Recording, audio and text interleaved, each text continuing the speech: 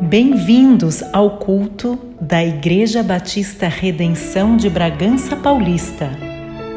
Esperamos que Deus fale ao seu coração. Assim, aproveite estes instantes iniciais para orar e tenha em mãos uma Bíblia. Desejamos que Deus seja adorado e também pedimos que Ele abençoe a todos nós.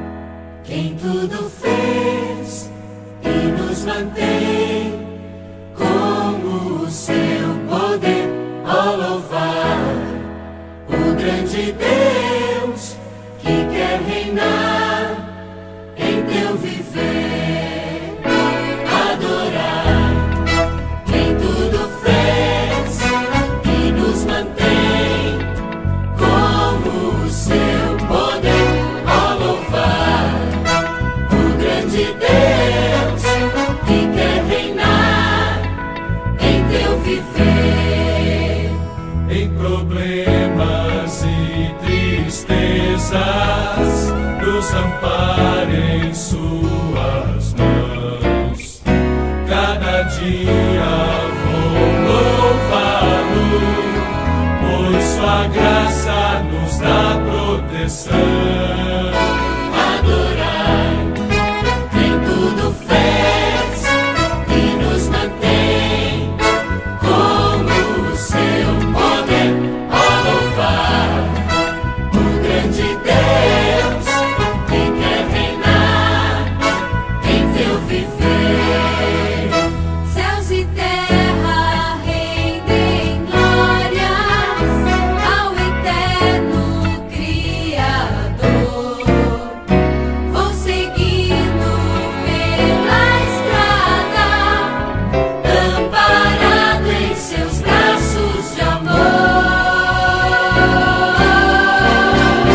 Adorai quem tudo fez e nos mantém, como o seu poder, ó louvar o grande Deus que quer reinar em teu viver, que quer reinar em teu viver, que quer reinar em teu viver.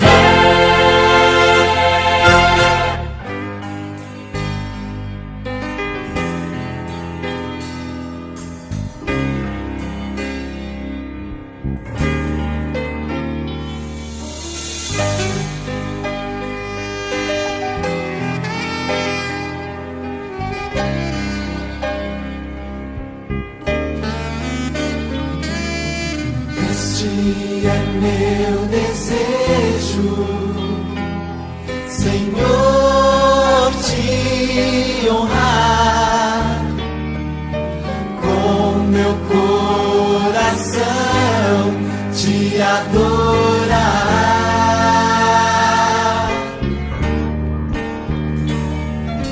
Tudo que há em mim te dá louvor,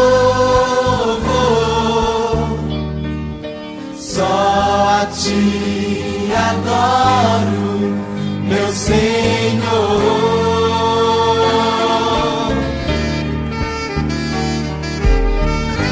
Toma o meu coração e toda a minha alma, eu vivo só pra ti, sempre que eu respirar, cada vez que eu acordar, faz o teu querer em mim.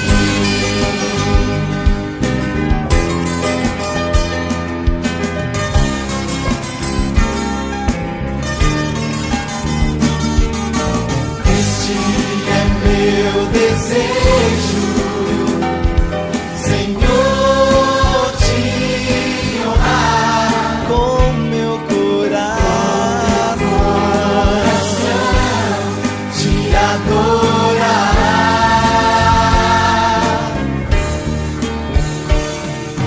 Tudo que há em mim te dá louvor,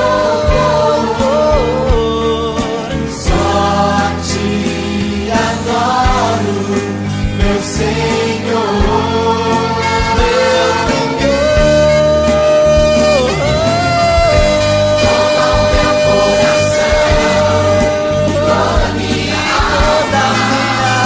alma, eu vivo só pra ti, sempre que eu respirar, e cada vez que eu acordar, faz o teu querer em mim. Toma o meu coração e toda a minha alma, eu vivo só pra ti, sempre que eu respirar, e cada vez que eu acordar, faz o teu querer em mim.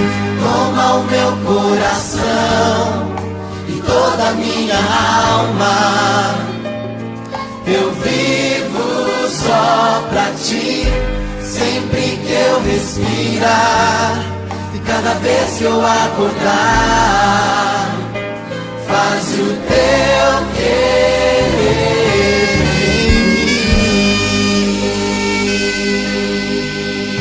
mim.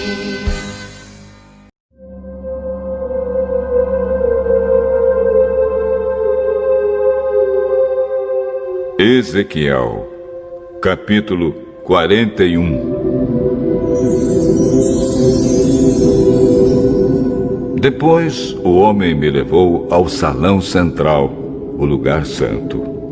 Ele mediu a passagem que dava para esse salão e tinha 3 metros de comprimento por 5 de largura, com paredes de 2,5 metros de cada lado. E mediu o salão, que tinha 20 metros de comprimento por 10 de largura. Em seguida, ele foi até o último salão. Mediu a passagem que dava para ele, e tinha 1 metro de comprimento por 3 de largura. Dos 2 lados havia paredes de 3,5 metros de grossura. Também mediu o salão. Era quadrado, com 10 metros de cada lado, e ficava adiante do salão central. Aí o homem me disse: este é o lugar santíssimo. O homem mediu a grossura da parede interna do templo e era de 3 metros. Em toda a volta do templo havia uma porção de pequenos cômodos encostados na parede, medindo 2 metros de largura cada um. Esses cômodos estavam em 3 andares, 30 cômodos em cada andar. A parede de fora do templo ia ficando mais estreita em cada andar. E assim os cômodos estavam encostados na parede, mas não eram presos nela. Portanto, as paredes do templo, vistas de fora, pareciam ter a mesma grossura de cima a baixo.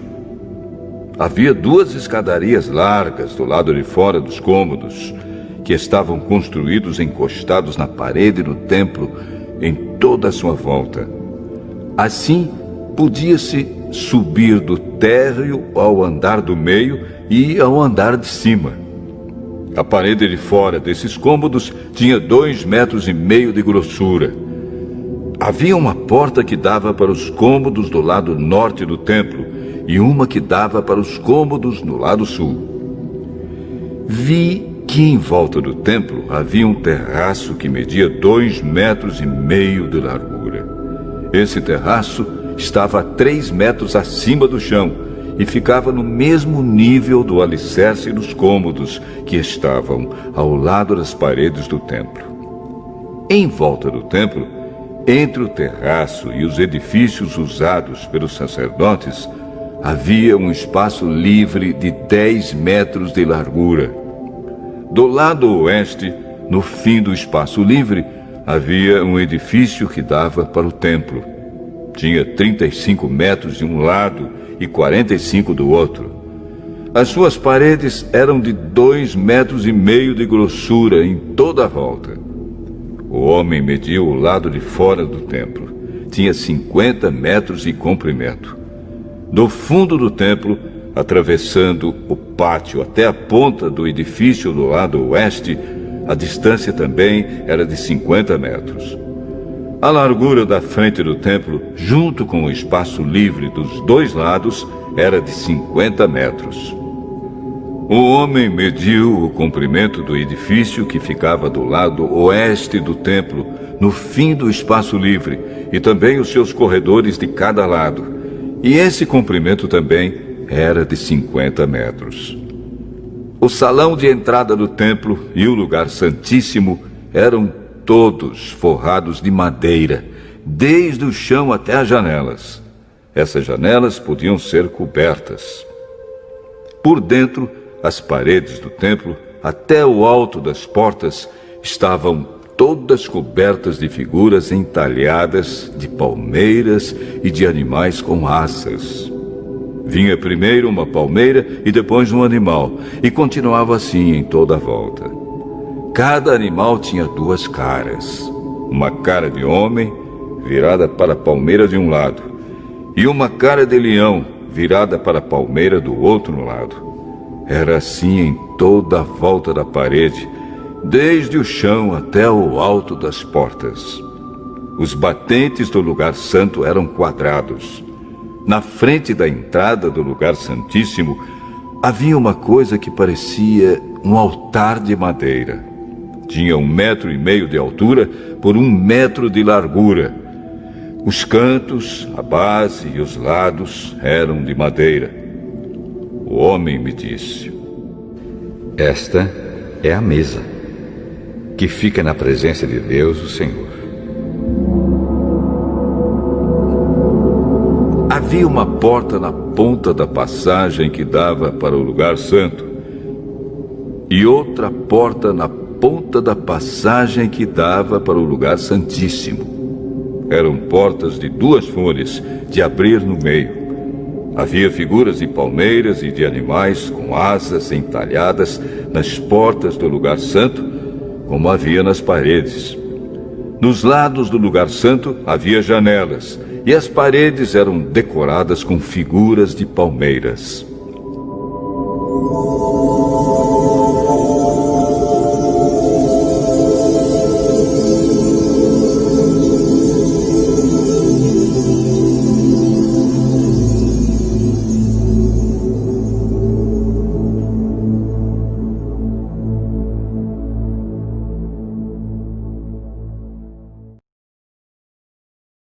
Queremos o teu nome engrandecer e agradecer-te por tua obra em nossa vida.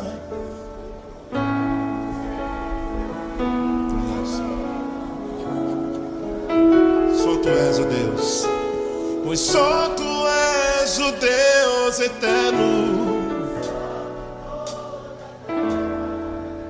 e céu.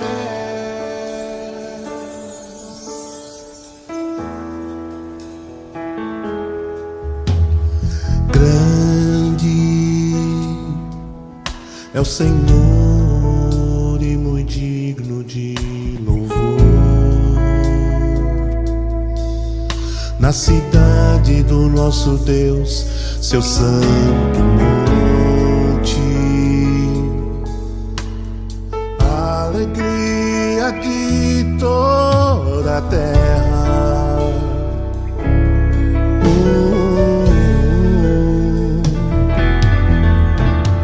Grande é o Senhor em quem nós temos a vitória. Ele sempre que nos ajuda contra o inimigo. Diante dele nos estamos para te adorar, Senhor. Queremos o teu nome engrandecer. Que viemos para isso, Senhor, e agradecer-te por tua obra em nossa vida. Confiamos em teu infinito amor. Só tu és o Deus, pois só tu és o Deus eterno sobre toda a terra e céus. Queremos o teu nome engrandecer. Queremos o teu nome engrandecer.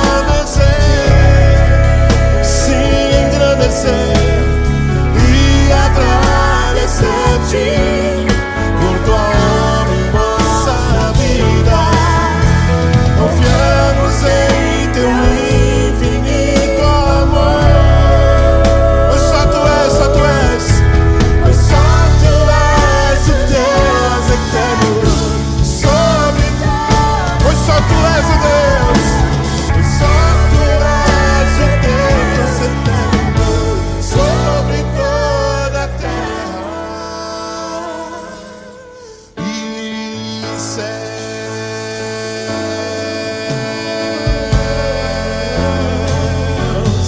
e céus.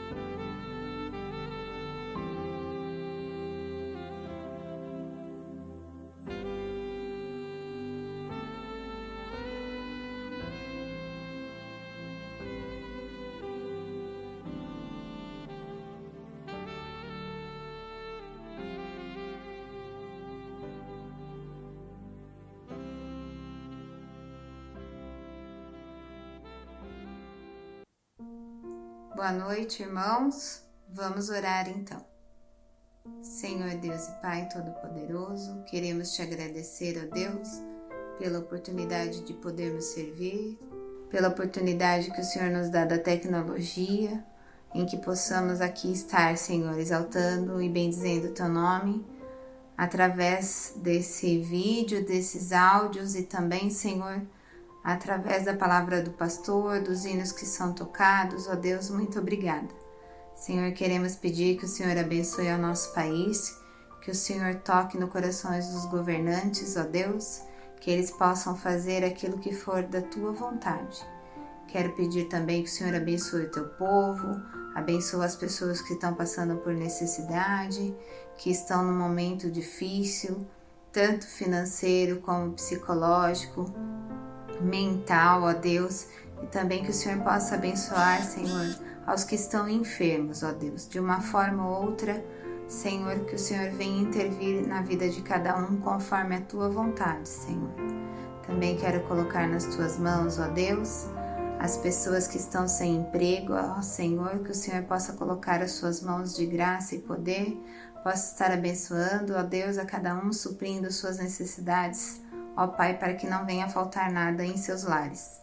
Senhor, queremos entregar a vida do pastor agora nas tuas mãos, que o Senhor possa, através dele, falar conosco, que possamos, Senhor, entender também da tua palavra que será transmitida a nós. Abra, Senhor, a nossa mente, o nosso coração, para que possamos receber a tua palavra, ó Deus. Dai-nos, Senhor, um resto de noite tranquila, de paz, e que o Senhor possa estar entre nós, Senhor, desde agora e para todo sempre. Entregamos tudo nas tuas mãos e pedimos perdão dos nossos pecados, Senhor. Amém.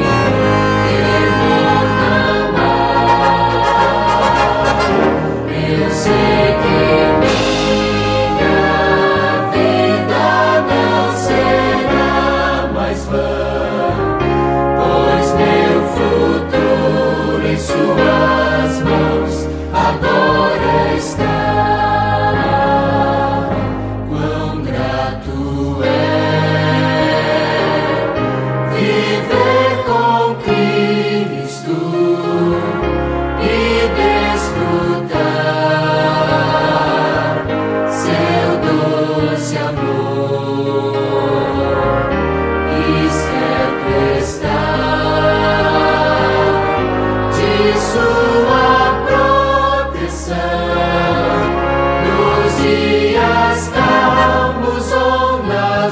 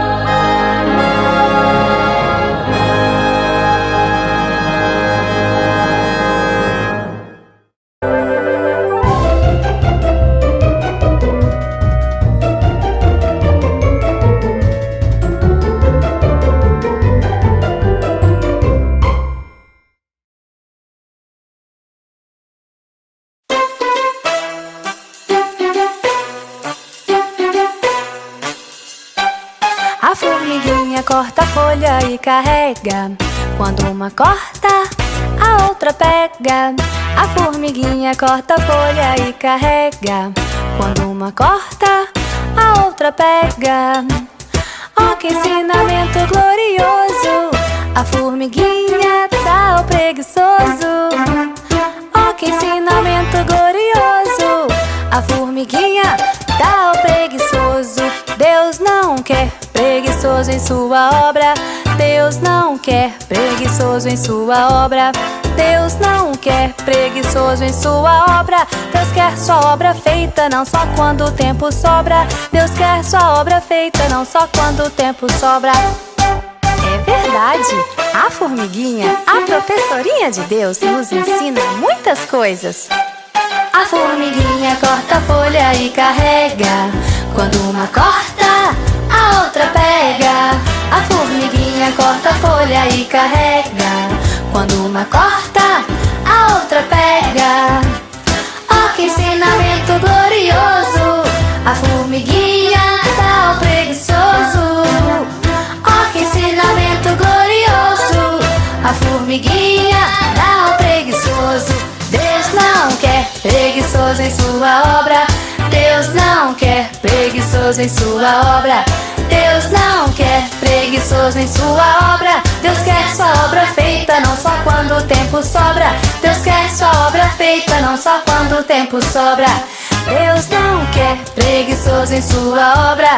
Deus não quer preguiçoso em sua obra.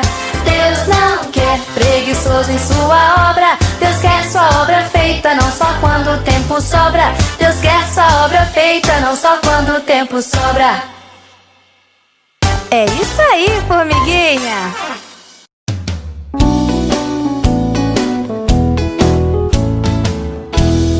Deus criou os peixes para o rio e o mar. Deus criou os peixes todos a nadar. Quando brincam na água até o fundo vão. Vejam como brincam sem cuidado eles estão.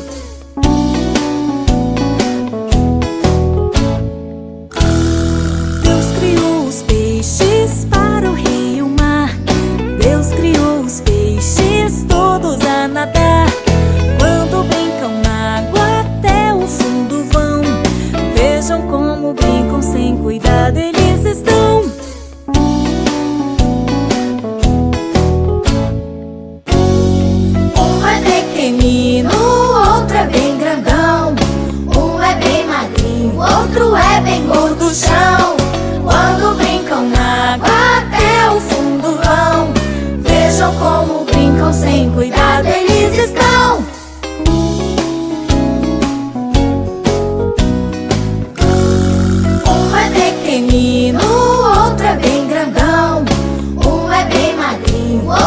bebem cor do chão.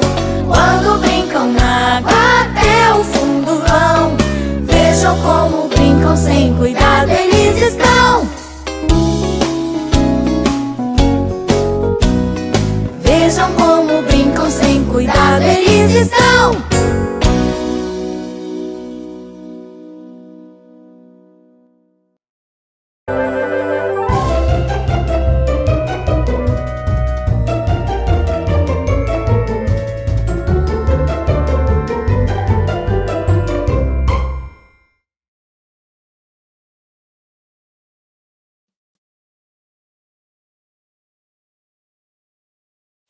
Quero convidar você agora a abrir a sua Bíblia, no segundo livro dos Reis, capítulo 6. Nós vamos estudar nessa noite o versículo 24 em diante. Deixa a sua Bíblia aberta aí, segundo livro dos Reis, capítulo 6, versículo 24 em diante. Nós vamos fazer a leitura, vamos aprendendo enquanto estudarmos o texto, para não termos que ler duas vezes e assim nós ganhamos mais tempo na exposição. A verdade central do texto dessa noite é a seguinte: uma grande desgraça é um tempo propício para anunciar as boas novas. Uma grande desgraça é um tempo propício para anunciar boas notícias. Hoje nós vamos ver um pouquinho a respeito de oportunidades que Deus nos dá para anunciarmos as boas novas. Existem situações que ocorrem à nossa volta que produzem no nosso coração a oportunidade de acolhermos a palavra de Deus. No texto dessa noite, nós estamos vendo o que aconteceu na terra de Israel. Estamos estudando o Antigo Testamento e você já entendeu a essa altura que no ano 931 a.C., o reino de Israel, a terra de Israel, que era um povo só, as 12 tribos estavam debaixo de um único soberano. Nós tivemos Saul, depois Davi e Salomão. Durante o reinado desses três reis, a terra toda, as 12 tribos estavam consolidadas debaixo de um único monarca. Com a morte de Salomão, sobe ao trono seu filho Roboão e ele faz péssimas escolhas. E por causa das suas escolhas, as 12 tribos que estavam debaixo de um monarca, elas se separam e dão origem a dois grandes blocos. As 10 tribos que ficaram ao norte, você já sabe, já aprendeu que passou a ser chamadas, as 10 tribos passaram a ser chamadas de Israel. E as 2 tribos que ficaram ao sul, a tribo de Judá e a tribo de Benjamim, passaram a ser chamadas de Judá. Então você aprendeu isso, você já entendeu que o reino agora está dividido em 2 partes. Tanto Israel ao norte como Judá ao sul foram desobedientes a Deus, desobedeceram, então Deus mandou sempre disciplina sobre eles. Hoje nós vamos ver um pequeno trecho do que acontece na região norte de Israel, na terra de Samaria. Nós falamos de povos que existiam à volta, já falamos sobre os assírios, já falamos sobre os babilônicos. Hoje nós vamos falar dos sírios, tá bom? Não é assírio. Hoje nós vamos falar dos sírios. Quem são os sírios? Os sírios são uma nação, são um povo que vivem ao norte do território de Israel, ao noroeste de Israel, e ao olharmos para os sírios também, eles são um povo muito bárbaro, muito violento, muito aguerrido. E eles então eventualmente vinham sobre a terra de Israel e causavam prejuízos. E numa dessas situações, por causa da desobediência, eles vieram sobre Israel e cercaram, sitiaram. Você já aprendeu então também lá no Salmo 46 o que era um sítio, não é? O que acontecia quando um povo inimigo cercava uma cidade. Eles impediam o abastecimento de água, comida e a cidade padecia. E neste contexto, nessa cidade existia um rei chamado Jorão. E esse rei então vai sofrer. Jorão, filho de Acabe, está ali naquele trono. Ele vai então sofrer as consequências desse sítio. Então hoje eu quero mostrar para vocês qual é a origem das desgraças desta vida e qual é a solução para elas. Quando você olha para a vida humana, uma pergunta que pode surgir é, afinal de contas, qual é a origem das desgraças que vêm? Muito simples. Não é uma coisa difícil de você compreender. Toda desgraça, todos os problemas que surgem, toda dor na sua vida, todo choro é decorrente do pecado. Ok? É isso. É por isso. Por que existe cemitério? O pecado está aí. Por que existe hospital? Porque as pessoas adoecem? Culpa do pecado. Por que tem crise no casamento? Para qualquer área que você olhar, todas as áreas, toda a tristeza, cada lágrima que corre do seu rosto, lágrimas de tristeza, são produzidas exclusivamente em decorrência do pecado na sua vida, pecado à sua volta, ou no pecado na vida de outros que causam tristeza para você. Então, a primeira lição dessa noite, eu queria que você entenda o seguinte: do pecado virá a desgraça. Aprenda isso. Quanto mais cedo você aprender, mais rápido você vai lidar corretamente com essa lição. Do pecado virá a desgraça. Em toda a história da humanidade, sempre foi assim. Para onde você olhar, para cada trecho do Antigo Testamento, para cada lição do Novo Testamento, para cada episódio onde você vê tragédia, você verá que isso é decorrente do pecado. Basta você olhar para você perceber a gravidade das desgraças que vieram. Você pode olhar para Gênesis. Gênesis você vai ver, por exemplo, o Éden. Por que Adão e Eva foram expulsos do paraíso? Por que Caim matou Abel? Por que tanta tragédia? Pecado. O pecado entrou imediatamente como consequência. O pecado, ele sempre puxa, ele sempre traz. Surgiu o pecado, pode esperar, a desgraça está a caminho. Na hora em que o pecado ocorre, na hora em que o pecado está sendo desfrutado, não é ruim. Dizer para alguém que o pecado é ruim é mentira. O pecado é doce. O pecado é maravilhoso. Se fosse ruim, a Bíblia não poderia, nem precisaria dizer para você não fazer. Fato é que o pecado é gostoso. O que é ruim? É a consequência que vem. Então, o doce do pecado, ele é esquecido rapidamente com o amargor da consequência. Porque a consequência, a desgraça chega. Aconteceu isso no Éden. O episódio na história da humanidade que você vê isso acontecendo, aconteceu no dilúvio, em Gênesis capítulo 6. Os homens pecaram, o que Deus fez? Deus mandou uma desgraça tremenda, global, matou toda a humanidade, salvando Noé, sua esposa, seus filhos e suas noras. Desgraça sempre puxa o pecado consigo. Basta olhar então para Sodoma e Gomorra e você verá da mesma forma. Sodoma e Gomorra, outro exemplo muito claro do pecado. Povos que viviam na imoralidade, povos que viviam abertamente entregues ao homossexualismo, à bebedice, à violência. O que Deus fez? Enquanto eles desfrutavam daquele pecado, a desgraça caiu repentinamente sobre ele. Sempre assim. Olha as histórias. A morte no deserto, quando o povo de Israel transitava pelo deserto, e eles ofendiam a Deus, murmuravam de Deus, reclamavam de Deus, o que aconteceu? A morte daquelas pessoas, por não quererem entrar na terra prometida como Deus ordenou, veio. Então a desobediência, o pecado deles, trouxe imediatamente a morte. Quando finalmente, depois de 40 anos, eles entram na terra, surge então o que é chamado o tempo dos juízes. O que foi o tempo dos juízes? Deus colocou juízes. Por que os juízes surgiram? Juízes ali não era a figura do juiz que nós temos hoje, que está num fórum julgando entre duas pessoas. Juízes, na Bíblia, eles eram libertadores. Eles eram pessoas que Deus levantava para julgar a nação de Israel. O que acontecia? O povo desobedecia, caía em pecado, vinha um povo, uma nação inimiga, vinha uma tragédia, acontecia, uma desgraça se instaurava, o povo clamava. Deus levantava um juiz, Sansão e tantos outros, para que o povo fosse, então, libertado, né? Para que o povo fosse experimentasse a libertação daquele tipo de consequência. Pecado, apareceu o pecado é bom, logo depois o pecado é gostoso, logo depois a consequência vem. Sempre.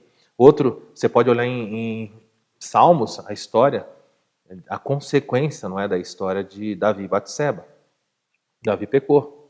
Enquanto ele adulterava com Batseba, para ele foi bom. O que aconteceu depois? Vieram as consequências. O filho dele adoece e morre. E depois? A espada nunca mais saiu da casa de Davi.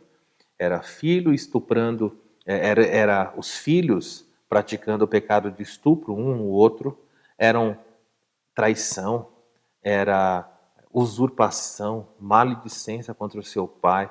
Gente, o ódio, a casa de Davi foi claramente penalizada. Qual a razão? Pecado. Pecado puxa, ele é um imã. Ele chega e ele traz a consequência. Os assírios vieram em 722, nós já vimos lá em alguns cultos atrás, quando o rei da Síria veio e cercou ali a cidade de Samaria em 722 a.C., consequências terríveis aconteceram. Em 586 você vê que os babilônicos também vieram sobre a terra, agora não de Israel, mas a terra de Judá, ao sul, e vieram em vários momentos, pelo menos 3, e no final, em 586, destroem tudo, levam o povo em cativeiro para a Babilônia, e o povo fica lá, sofrendo naquela terra desamparada. Por quê? Porque cada uma dessas tragédias, muito simples, os profetas avisavam, parem de pecar, voltem-se para Deus, abandonem isso. Não ouviram? Pecado, ele traz consigo consequência. Os romanos, no ano 70, o povo de Israel não obedeceu, não queria, não aceitou Jesus. Em Mateus capítulo 23, Jesus fala, Jerusalém, Jerusalém, que mata os profetas. Quantas vezes eu quis ajuntar vocês, quis proteger vocês, assim como uma galinha protege os seus filhotes. Mas a vossa casa ficará deserta, tudo aqui vai ser destruído. No ano 70, o general Tito chega em Jerusalém, sitia Jerusalém e queima e mata com a sua grande e poderosa legião, a Frônteses, a legião mais difícil, a 10ª legião romana, a legião mais cruel, aniquilou, arrebentou com a história dos judeus. E no final, depois de tudo isso, hoje, 2000 anos depois, nós estamos vendo o pecado se alastrando cada vez mais neste mundo. A Bíblia diz no livro de Apocalipse que durante 7 anos Deus derramará grande tribulação, a ponto do próprio Jesus nos revelar em Mateus 24. A calamidade, a dor, a destruição daqueles dias serão tamanha que nunca houve em toda a história da Terra. Enquanto existiu pessoas aqui, nunca isso aconteceu e nem depois haverá. Então o maior e o pior momento da história está à nossa frente. Tudo isso para que você entenda, do pecado virá desgraça, do pecado virá dor. É assim que a Bíblia ensina. E se Deus não intervir na história, se Deus não colocar a sua mão sobre a história, o pecado, então, ele não terá freios. Por isso que você vê muitas coisas más acontecendo. Saiba que Deus espera, mas quando ele coloca a mão na história, a desgraça vem.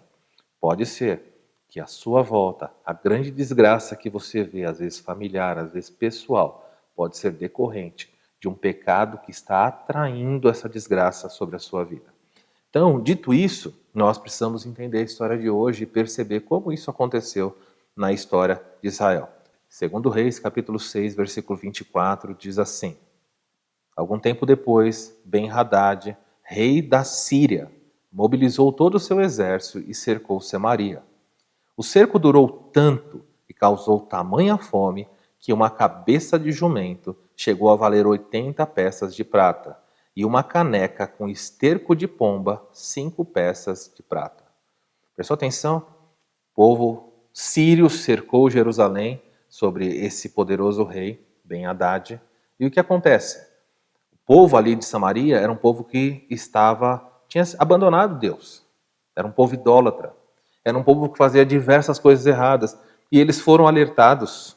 Eles foram alertados por Eliseu, por Elias, depois por Eliseu, mas não quiseram ouvir. Ok, não quer ouvir? Quer andar longe de Deus? Eu sou dono do meu nariz, Deus não está vendo o que eu estou fazendo. E Deus está no céu, Deus não liga para nada disso. Eu posso viver no pecado, eu posso fazer todas as coisas erradas, porque nada vai acontecer. Essa foi a filosofia que marcava o coração do povo samaritano. E o que aconteceu? Deus esperou. O povo não ouviu os seus profetas. Então vieram os sírios. E o cerco naquela cidade foi tamanho. Foi tão grande o cerco. Houve tanta fome. A ponto da Bíblia falar que a cabeça de um jumento chegou a valer 80 peças de prata. 80 peças de prata dá quase 1 quilo.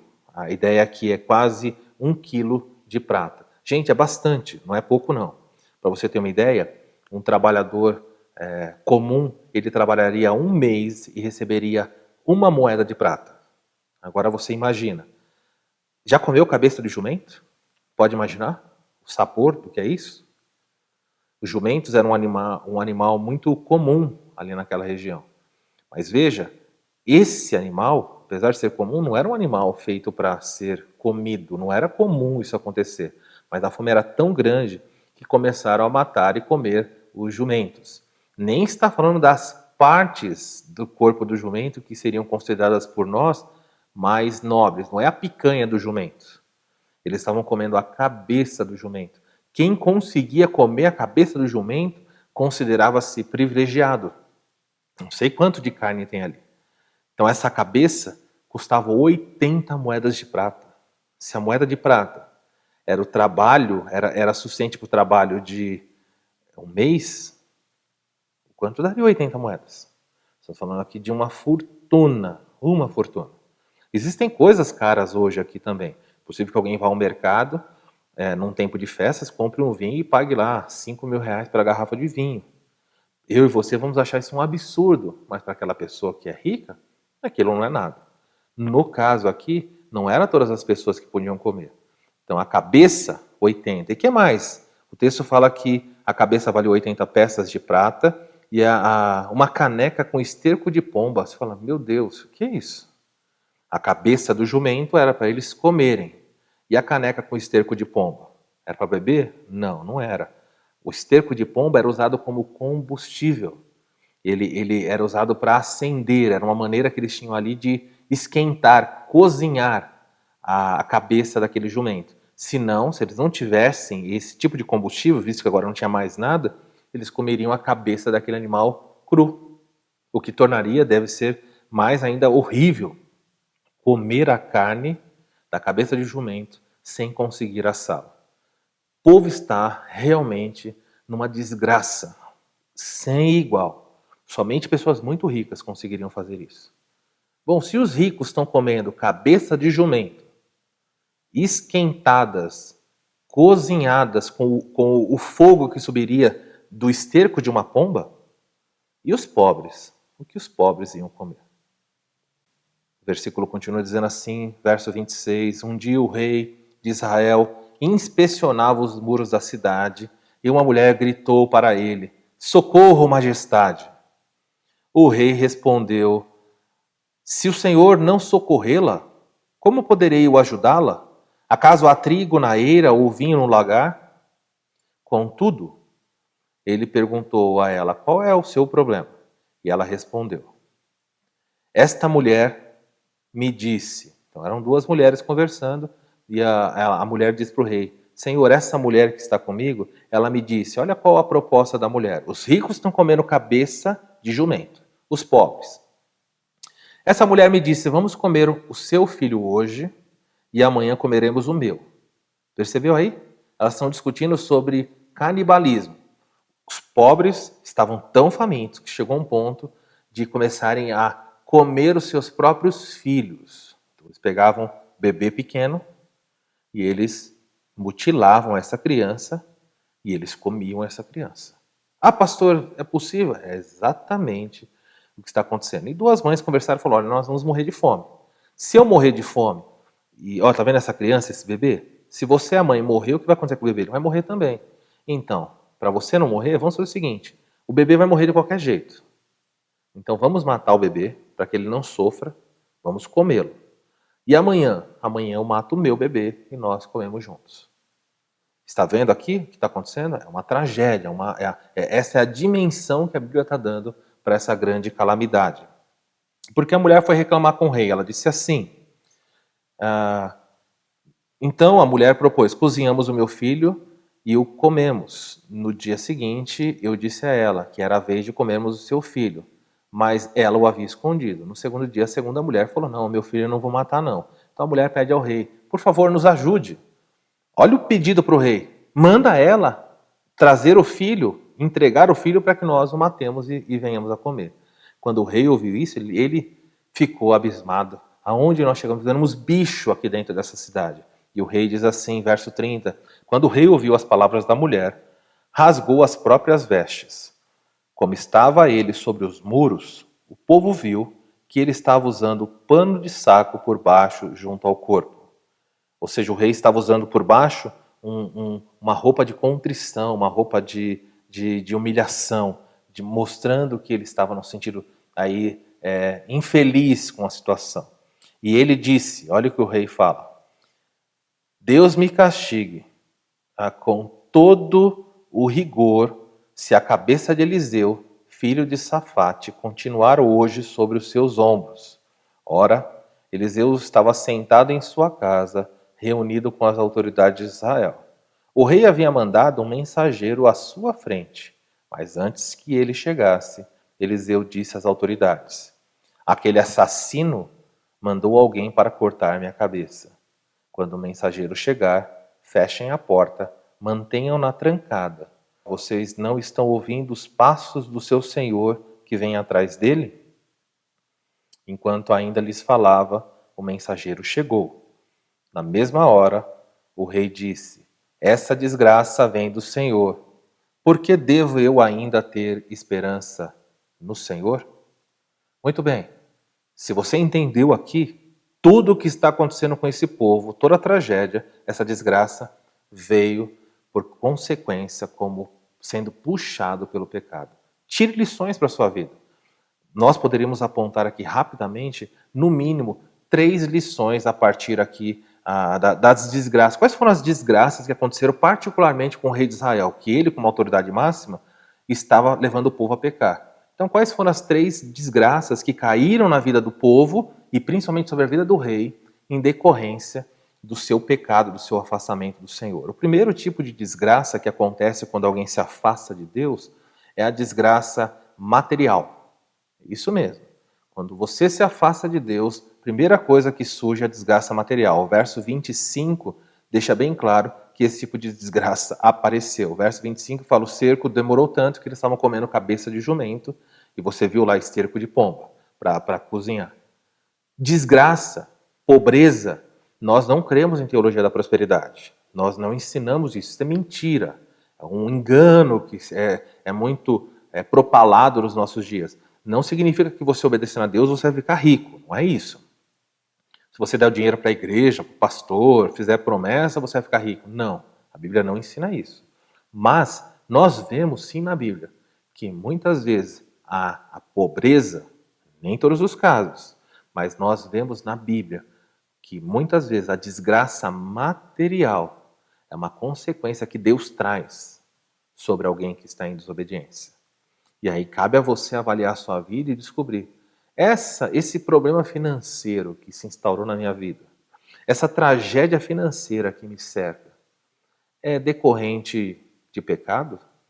Essa é uma pergunta que você sempre tem que fazer. Estou eu agindo de tal maneira que Deus derramou a sua mão, Deus trouxe uma desgraça à minha vida, porque eu sou desobediente, porque eu me afastei do Senhor? Há pessoas que saem do caminho do Senhor e perdem tudo. Há pessoas que não escutam a voz do Senhor e se metem em tantos problemas, em tantas crises materiais. E depois perguntam: onde eu errei? Simples. Você errou na sua maneira de lidar com o pecado. Você abraçou o pecado. E o pecado é um imã que atrai a desgraça. Pode ser que haja na sua vida tragédia por causa disso aí. Outra tragédia que aconteceu, nós vimos a desgraça material aqui, que no caso foi fome e destruição. Segunda desgraça é o que nós podemos chamar de desgraça emocional. O que é desgraça emocional? Olha o verso 27. E o rei respondeu à mulher que pediu socorro: se o Senhor não socorrê-la, como poderia eu ajudá-la? Acaso existe trigo na plantação ou na eira? Ou existe vinho lá no lagar, naquele lugar onde era prensado? Será que existe vinho lá? O rei falou: eu não posso socorrer, porque sabia que o pedido da mulher era um pedido decorrente à fome. Mas segunda desgraça que se instaura na vida de alguém quando essa pessoa se afasta de Deus, a primeira é material, a segunda é emocional. O rei havia perdido toda a esperança. O rei disse para essa mulher: se o Senhor não socorrer você, como é que eu poderia ajudá-la?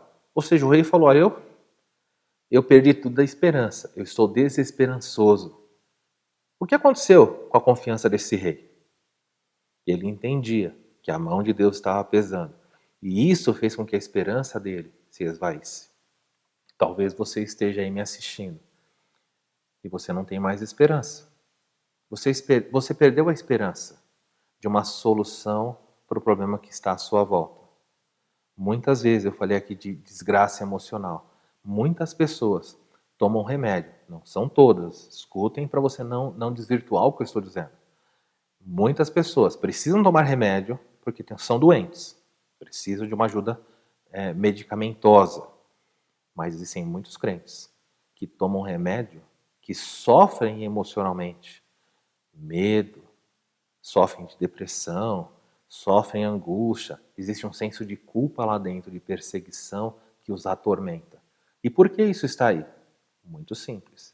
É muito possível que seja o pecado que está atraindo essa desgraça emocional. Você não consegue se levantar, você não consegue enfrentar certas coisas. Pode ser que o pecado na sua vida, o pecado não confessado, faça você materialmente cair numa desgraça e emocionalmente também afundar numa desgraça sem fim.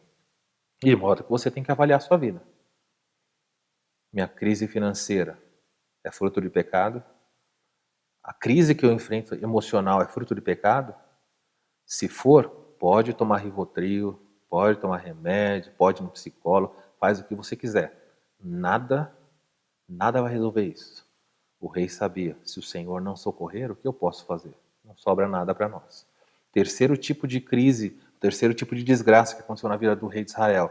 Crise material, crise emocional e em terceiro uma crise espiritual. O versículo 31 vai dizer assim: E ele me disse, castigue-me Deus. Depois das mulheres falar que estavam comendo os seus próprios filhos, o rei ficou louco da vida e ele disse o seguinte: Deus me castigue com todo rigor se a cabeça de Eliseu, filho de Safate, continuar hoje sobre os seus ombros. O que é isso? O rei viu toda aquela calamidade, toda aquela dor, esse cenário surreal, inacreditável de ouvir mães comendo filhos. E o rei falou assim: a culpa é de Eliseu. Esse profeta, ele disse que isso ia acontecer. Foi ele que nos amaldiçoou, foi ele que profetizou. A culpa é de Eliseu. Vou cortar a cabeça de Eliseu como consequência por ele ter colocado sobre nós a consequência. O que aconteceu com esse rei? A desgraça espiritual chegou, ele não conseguia enxergar. Quando muitos problemas chegam na nossa vida e nós fomos alertados por servos de Deus, por homens e mulheres de Deus, e aquilo acontece, a gente quer acusar a pessoa. Isso é o que acontece na prática com muitos pastores. A gente diz, olha, não vá por esse caminho. Esse caminho não vai dar certo, você vai se machucar. Esse relacionamento não é bom. Olha, isso que seu filho está fazendo não é correto. Você alerta. Aí vem a desgraça.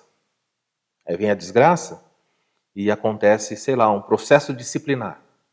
Por exemplo, você diz assim, vou citar um exemplo, você pode desdobrar para a situação que você quiser. Você diz, se você vê um rapaz na igreja e diz assim, olha, você é crente? Sou. Jesus é o seu Senhor? É. Bom, mas você está namorando com uma moça incrédula.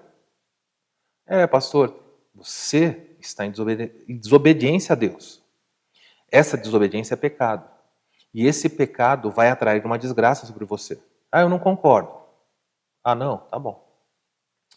E aí você, com amor, fala, um outro irmão vai e fala, a igreja se reúne, toda a igreja fala, apela, não faça isso, abandona isso, seja para o rapaz, seja para a moça que está num relacionamento misto, que é condenado pela Escritura. No final, a igreja se reúne, faz uma assembleia e expulsa a pessoa.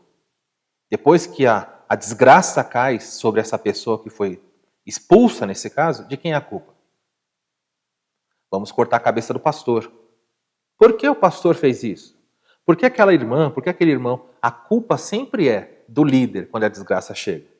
Ah, olha, o pastor falou, olha aí agora, o pastor disciplinou, o pastor excluiu, a igreja fez isso, fez aquilo. Aquele irmão, olha, nada teria acontecido se aquele irmão não tivesse levado o meu problema. Foi aquele irmão que contou, foi aquela irmã que contou. É sempre assim. A desgraça chega. E na vida espiritual nós naufragamos de um jeito que, em vez de nós pedirmos perdão e buscarmos a Deus, nós queremos atacar as pessoas que servem a Ele. Então, se você não gosta da sua igreja, Se você fala, eu detesto essa igreja, eu não vou mais nessa igreja, ela tem muito erro, isso e aquilo. Pode ser que seja justificado. Se realmente é uma igreja que vive no pecado e você então sai dessa igreja e procura uma igreja bíblica, louvável.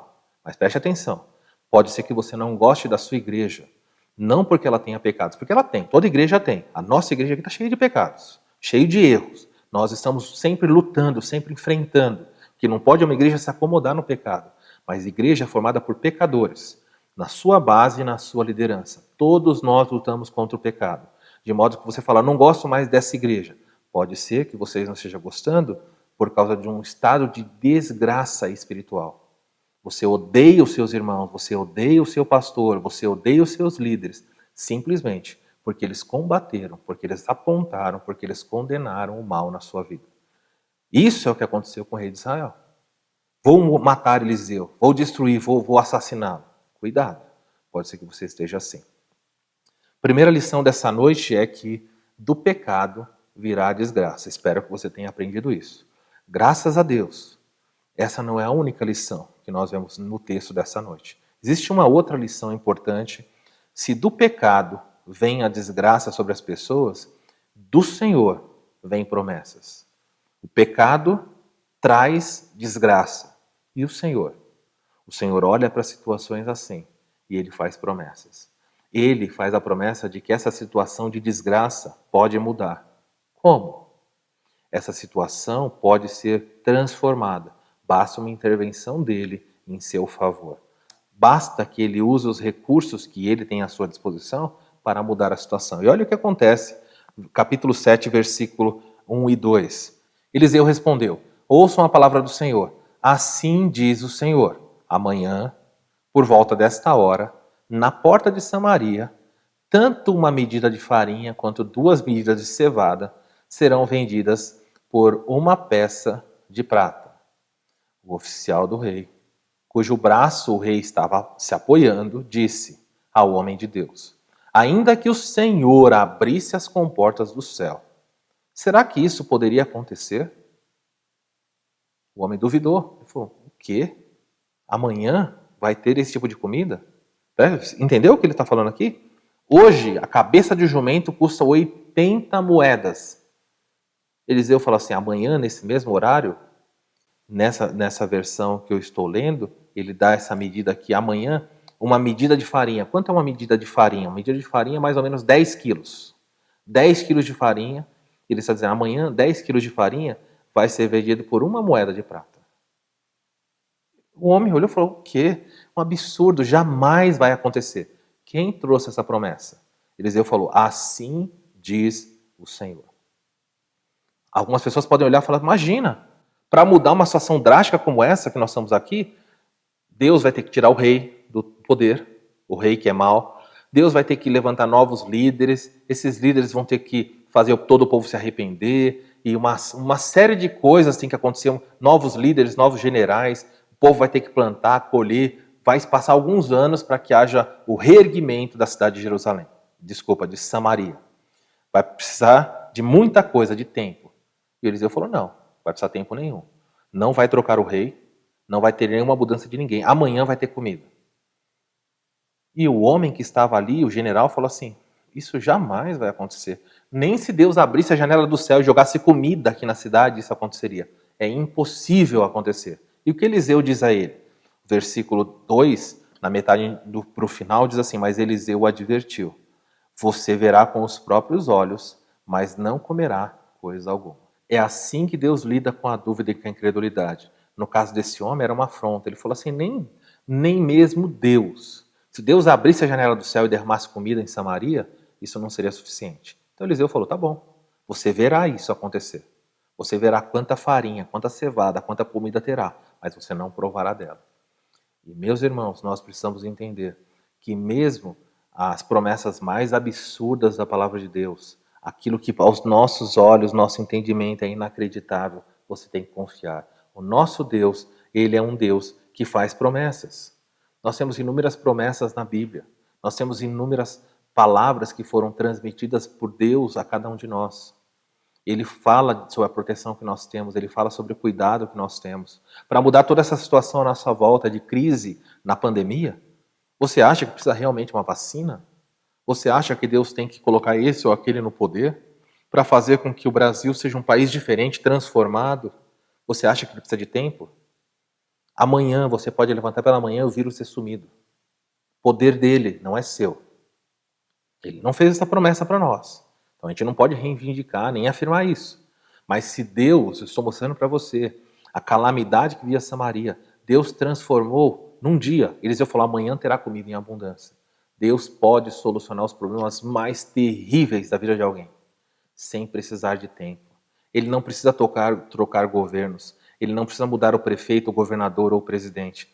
Ele faz o que ele quiser. Ele muda a situação quando ele bem quer. Mesmo que você não compreenda. O seu papel e o meu papel é entender que o pecado traz desgraça, mas do Senhor vem promessas. E várias das promessas do Senhor são promessas tão lindas, promessas que sustentam a nossa vida. Nós precisamos entender esse tipo de promessa, nós precisamos olhar para essas promessas sabendo que Deus vai agir em cada uma delas. Quando nós falamos, e você tem que entender isso, você viu que o pecado atrai desgraça. Por quê? Culpa nossa. Gálatas capítulo 6 diz assim, que aquilo que você planta, ninguém deve zombar de Deus. Gálatas capítulo 6 fala, aquilo que o homem plantar, ele vai colher. O mal, a desgraça vem do pecado. Nós plantamos, nós colhemos. Eu planto na minha carne, eu colho consequência dessa desobediência. Do Senhor vem promessas, Ele promete. Se é difícil ou não, não interessa no nosso entendimento. Ele prometeu, Ele vai cumprir. É isso que Eliseu prometeu aqui. Vamos ver o que aconteceu? Vamos tentar entender. E aí nós vamos para o último ponto dessa mensagem.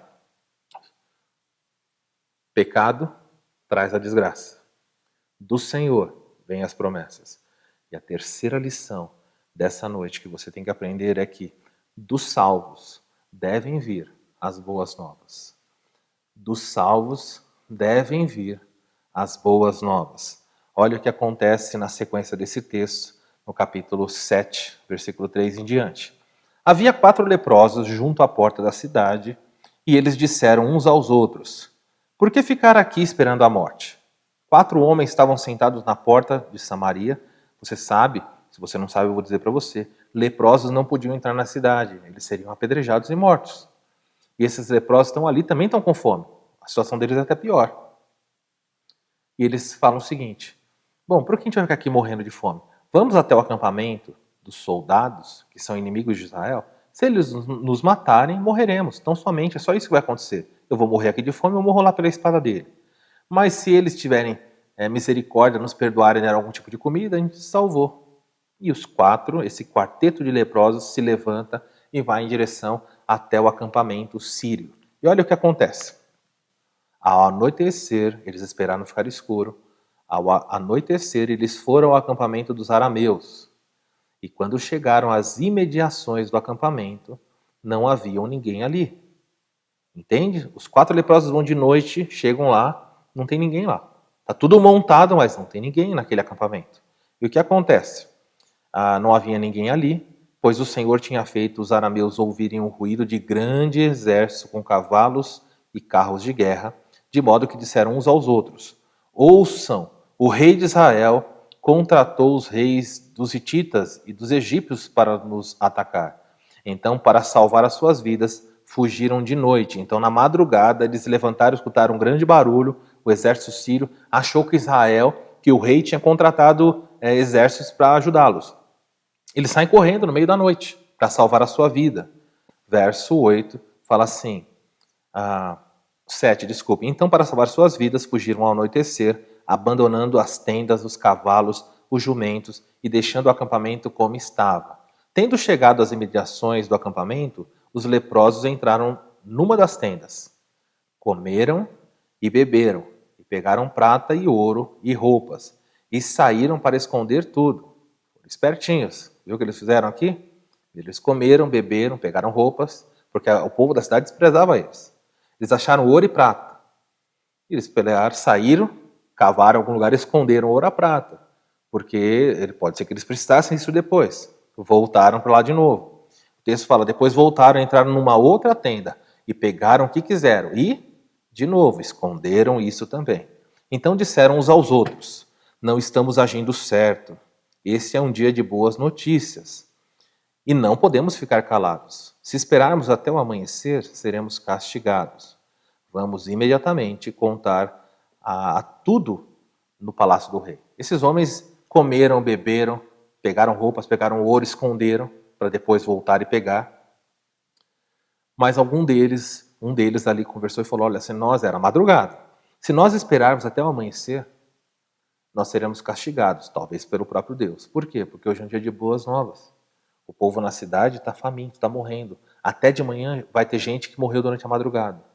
Vamos levar as boas notícias. E aí é o nosso terceiro ponto. Se o pecado traz a desgraça, você precisa saber disso. Do Senhor vem promessas. E por fim, dos salvos, as boas notícias virão. Eu e você somos como esses leprosos, não somos diferentes. Cada crente entende a sua miséria, mas nós encontramos um grande tesouro nessa vida. Nós encontramos a joia, a grande riqueza, nós matamos a nossa fome espiritual, nós fomos até Cristo, nós comemos, nós bebemos, nós nos vestimos com roupas brancas, nós nos fartamos, nós recebemos ouro refinado pelo fogo do céu, recebemos a verdadeira joia espiritual e nós estamos nos deleitando nisso.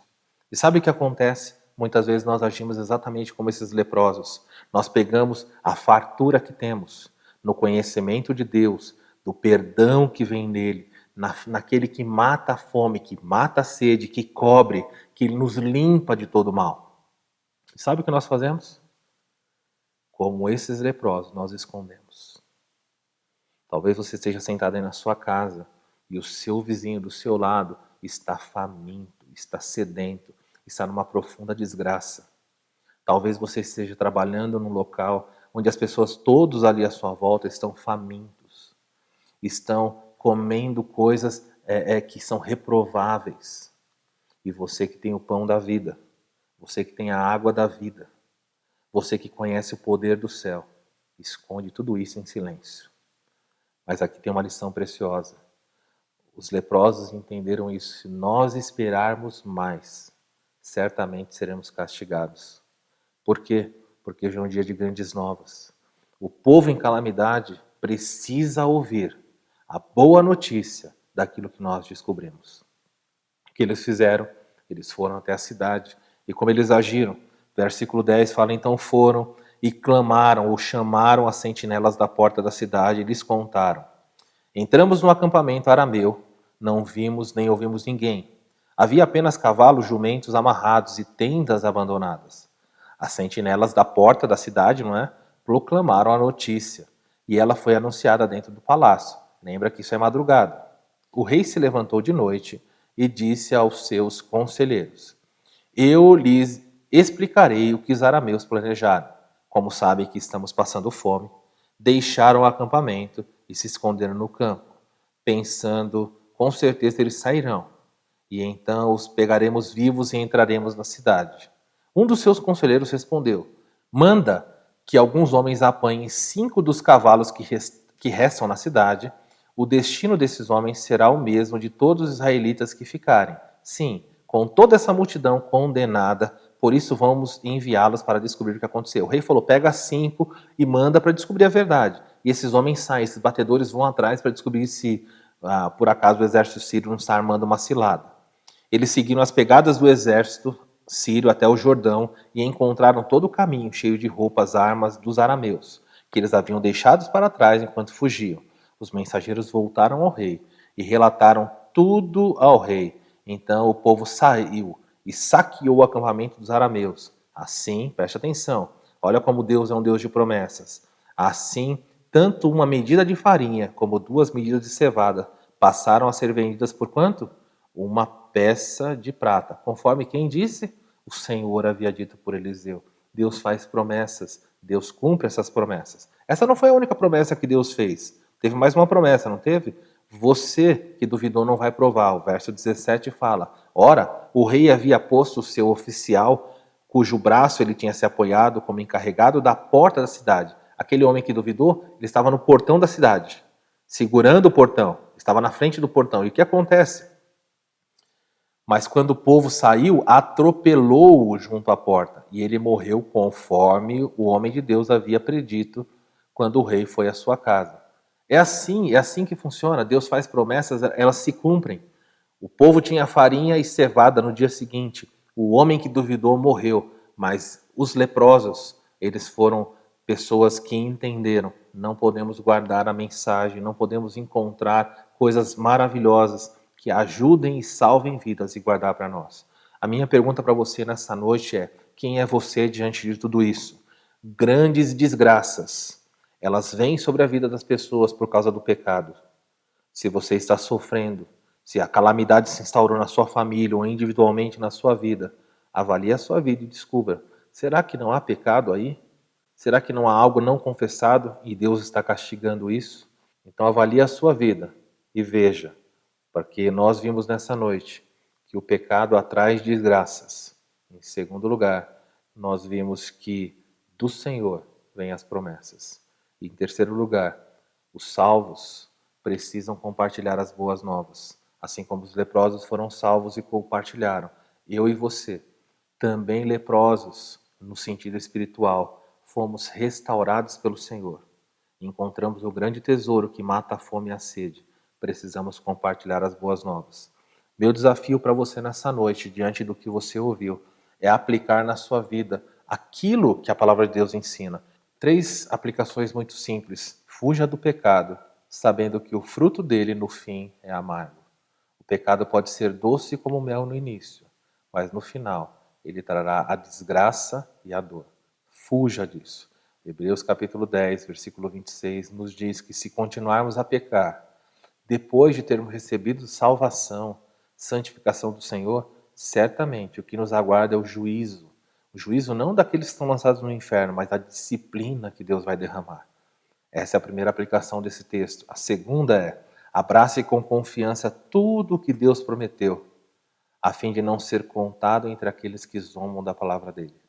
Se Deus prometer para você, confie. Se as pessoas disserem isso é loucura, não faz sentido, confie. Lembra da semana passada? Confia no Senhor teu Deus, não te estribes, não te apoie no seu entendimento. Quando Deus prometer algo louco aos olhos humanos, confie. A Bíblia diz que Cristo vai levantar os mortos. O que o mundo fala, isso é loucura. A Bíblia nos ensina que um dia Cristo voltará para buscar a sua igreja. Se você fala isso é inaceitável, imagina pessoas subindo ao céu com corpos transformados, isso não vai acontecer. Acredite, pode confiar. A Bíblia fala que Cristo voltará à terra, instaurará o seu reino, vai governar sobre esse mundo. Pode acreditar. Cada uma das promessas dele, por mais difíceis e inacreditáveis que sejam, vão se cumprir. Abrace-as, a despeito do que o mundo disser sobre elas. Em terceiro lugar, a última aplicação é a seguinte: aproveite a presente situação de miséria moral, emocional e espiritual para apresentar as boas novas do Evangelho às pessoas à sua volta.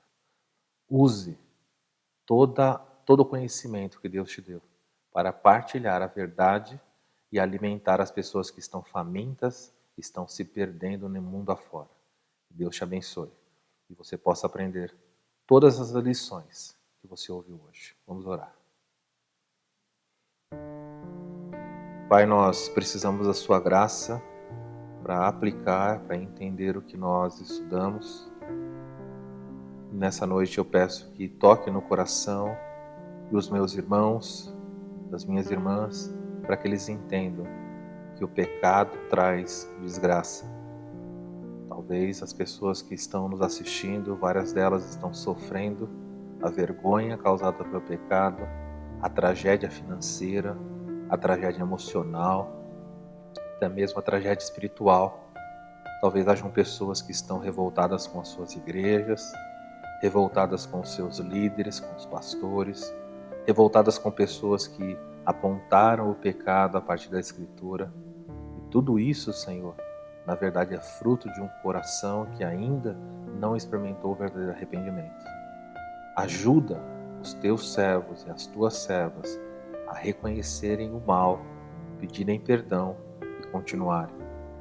Eu oro também, Deus, para que nós nunca nos esqueçamos das suas promessas.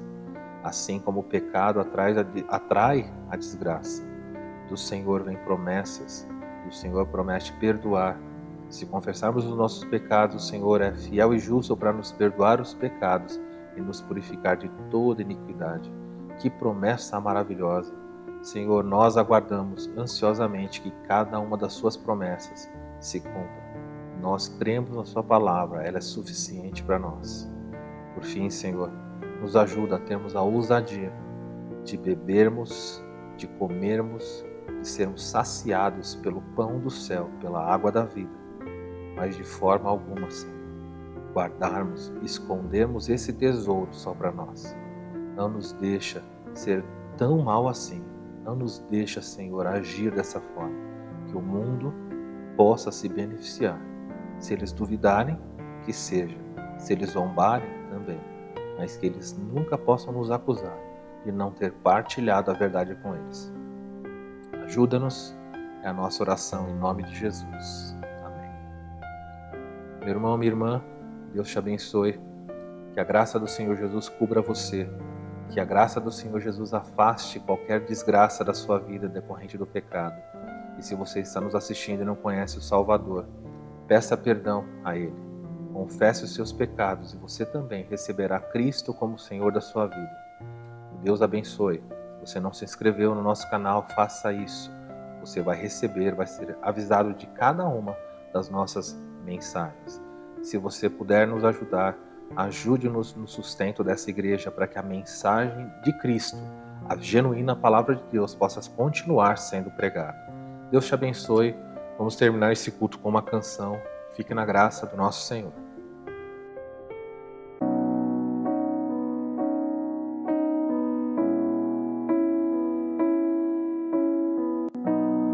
Esperamos que Deus esteja abençoando a sua vida através de nossos cultos. Se assim for, e você é um crente em Jesus Cristo, ajude-nos a edificar mais vidas. Utilize os dados abaixo para sustentar o trabalho dessa igreja. Igreja Batista Redenção de Bragança Paulista, Banco Itaú, Agência 0680, Conta corrente 21857, dígito 5. Banco Itaú, Agência 0680, Conta corrente 21857, dígito 5. Qual o seu padrão cristão? Você ajuda ou só desfruta?